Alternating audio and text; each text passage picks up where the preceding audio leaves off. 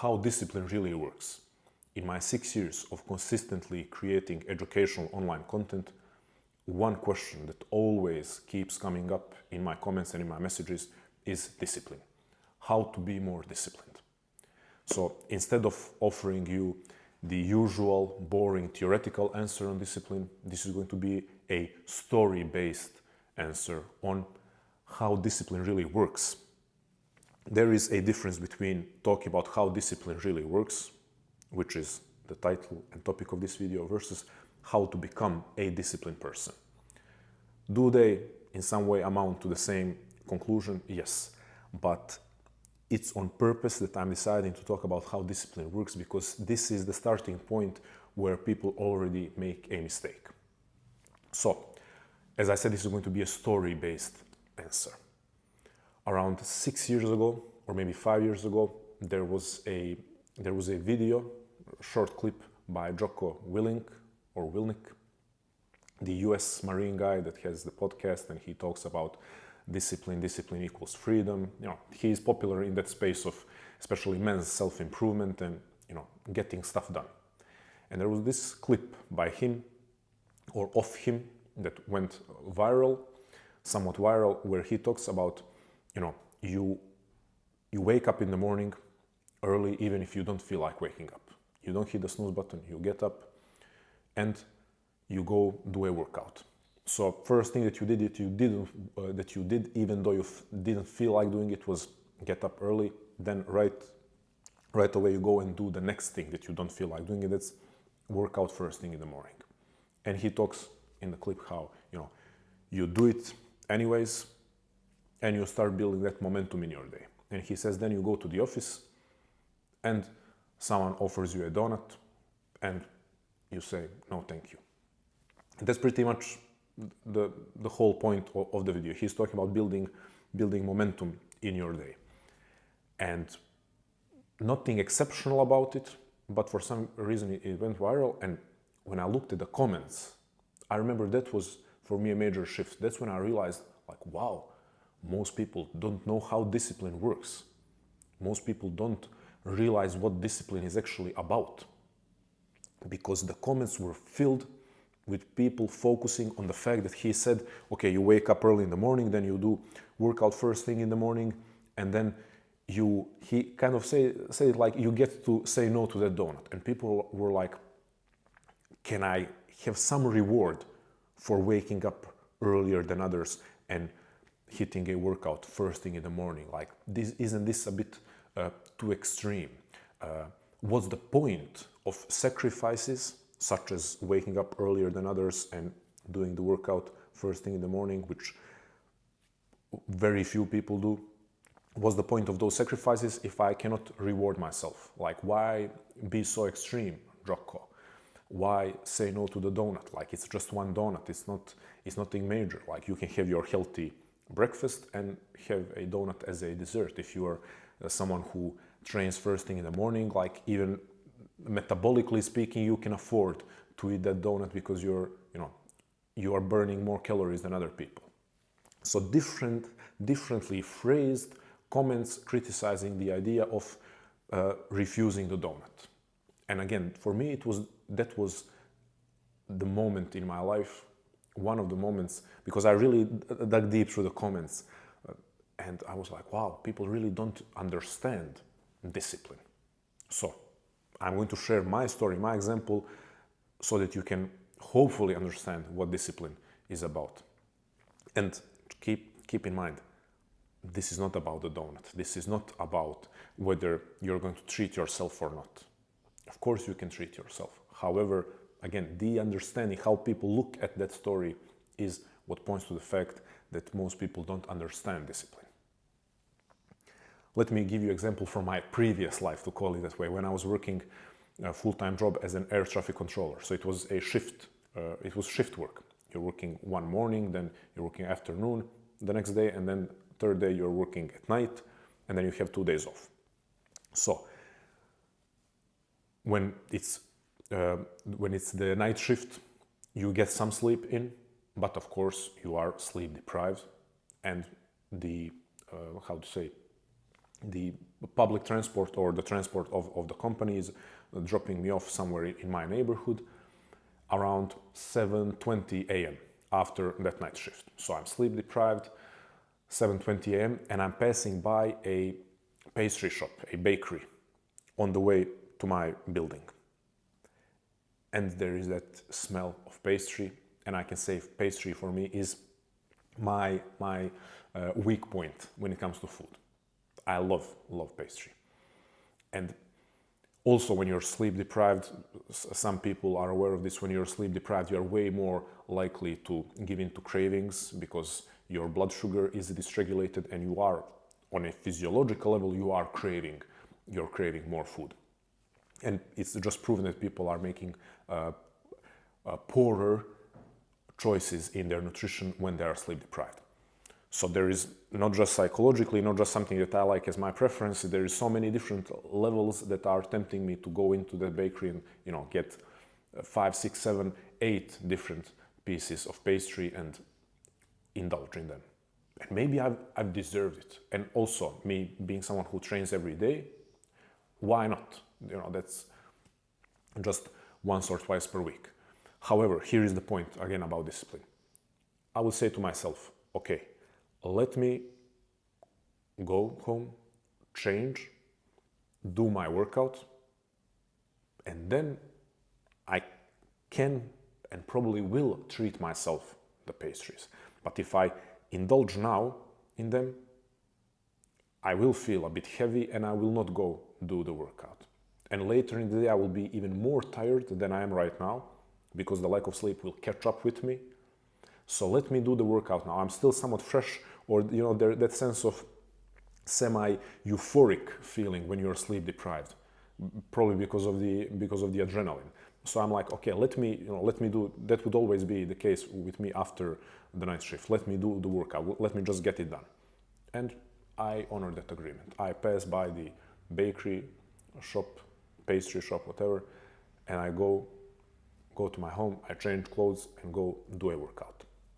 Now, after the workout, I have made an agreement with myself that I can treat myself. So it's open field to go to the pastry shop, take whatever I want, and have that as a side dish or as a dessert next to my protein-rich breakfast.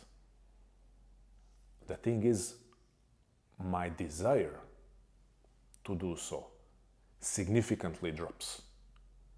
And 8 times, I'm not going to say 10 times out of 10, 8 times out of 10, I don't go to the pastry shop.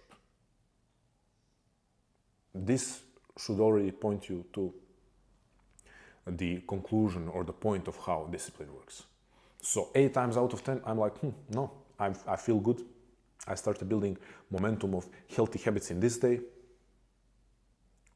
Let me eat my breakfast. Then the next decision of the day.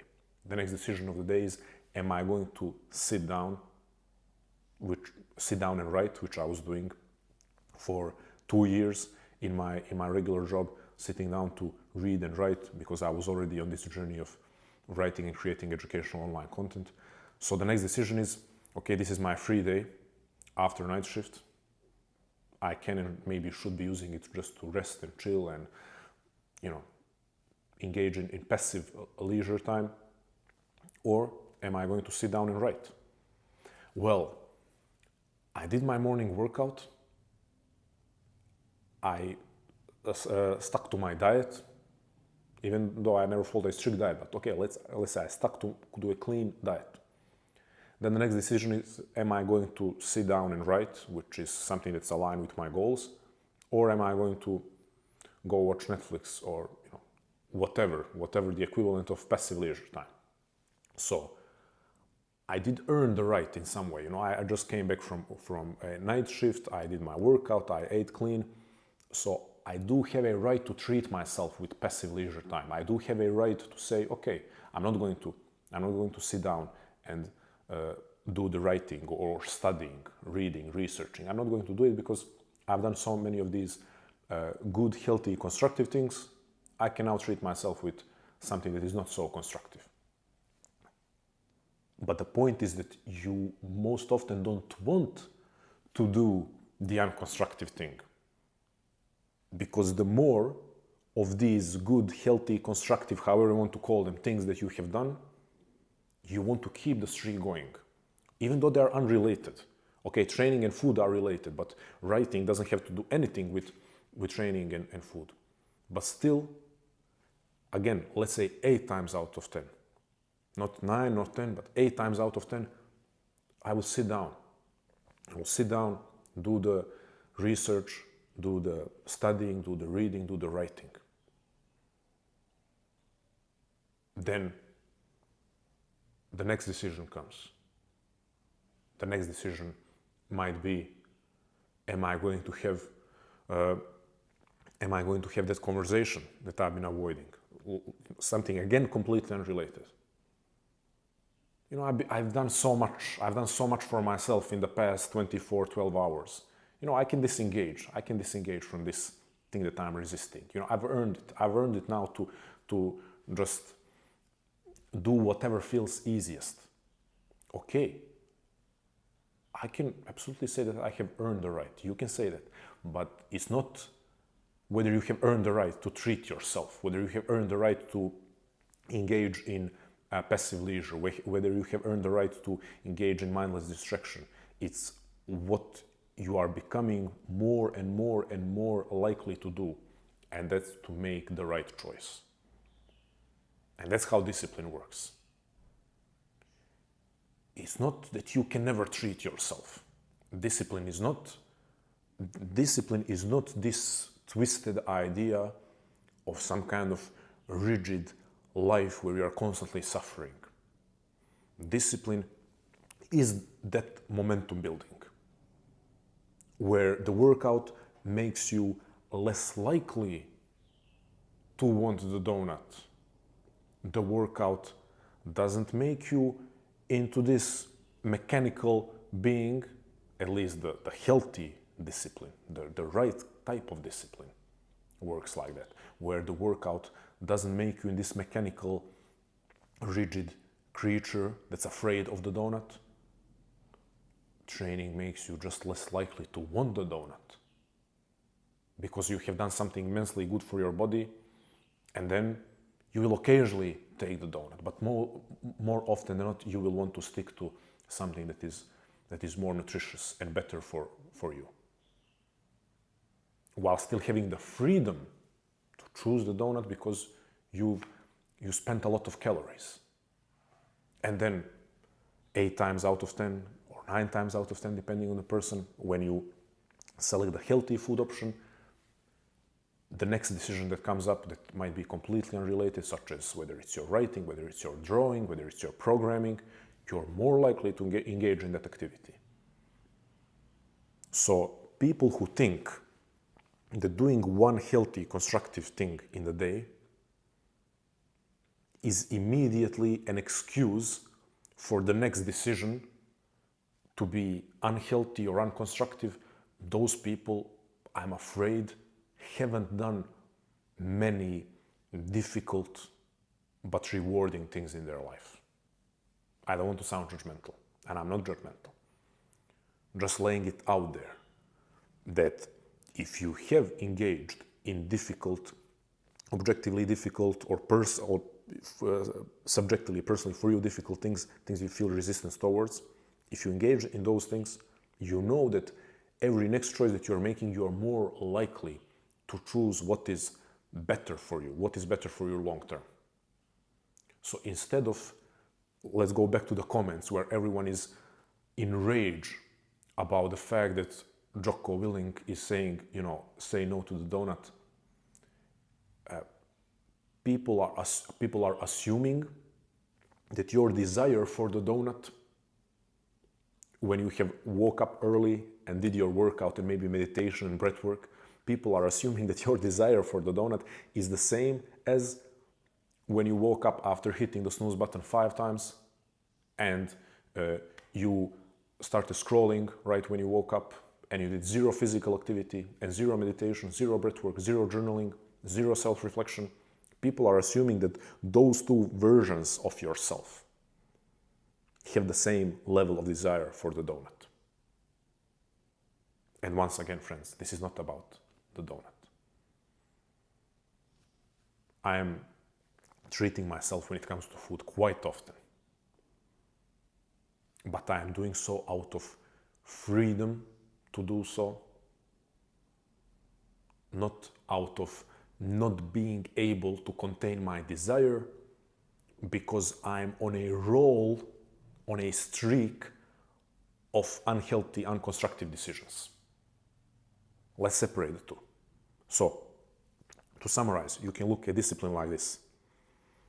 Choosing the right thing because you're on a streak of making healthy and or constructive long-term decisions, where the lack of discipline is precisely the difficulty to choose what's good for you long-term, because you're on a streak of wrong decisions, or you're on a streak of unhealthy / unconstructive decisions. That's lack of discipline. What both of these versions of yourself, the disciplined one and the undisciplined one, what do they have in common? Momentum. Positive, healthy, constructive momentum. Negative, unhealthy, unconstructive momentum. It's momentum building. So, if we explain how discipline really works, then how do you build discipline? You build discipline by choosing the right thing, no matter how long the streak is of unhealthy choices. What does that mean? It means it's going to be difficult to make the right choice, because you're on that negative momentum, or you're lacking positive, healthy, constructive momentum. Well, what does that mean?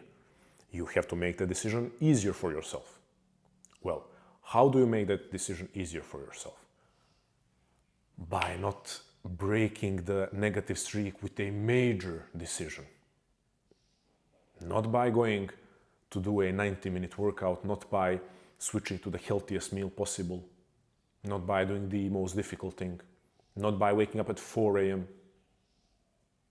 You do it, you shift the momentum, and you start building discipline, and you start building your capacity to make the right choices by starting with small choices. So let's end it with this. If you're feeling yourself on this streak of negative, unhealthy, unconstructive decisions, and you want to start building discipline, identify right now when this video ends, one small decision that you can make, not today, in the next hour, that's going to start the process of shifting momentum to constructive and healthy, so that your likeliness and ability to choose the right thing progressively increases. It's not easy, but it's simple, it's straightforward. You have your task, identify that small decision that you can make within the next hour and write it down in the comments. This is how discipline works, and this is how you build discipline. Thank you.